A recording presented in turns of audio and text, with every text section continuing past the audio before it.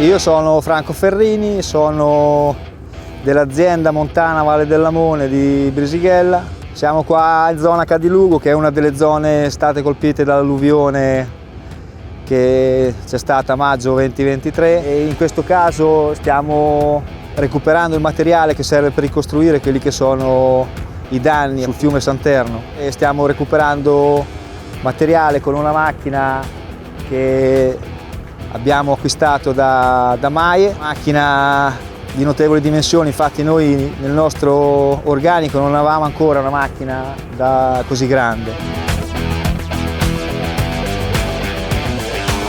Piacere, sono Mario, lavoro nella cooperativa Montana Valle Lamone. Abbiamo preso uno scavatore case per fare il lavoro qui, per cavare della terra, per sistemare gli argini.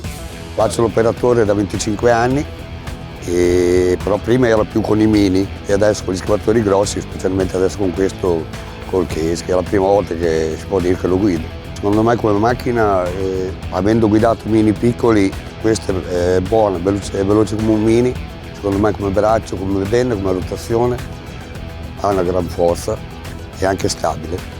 Io ho visto caricare i camion, anche se non per lontani, con la benna piena si riesce a caricare bene.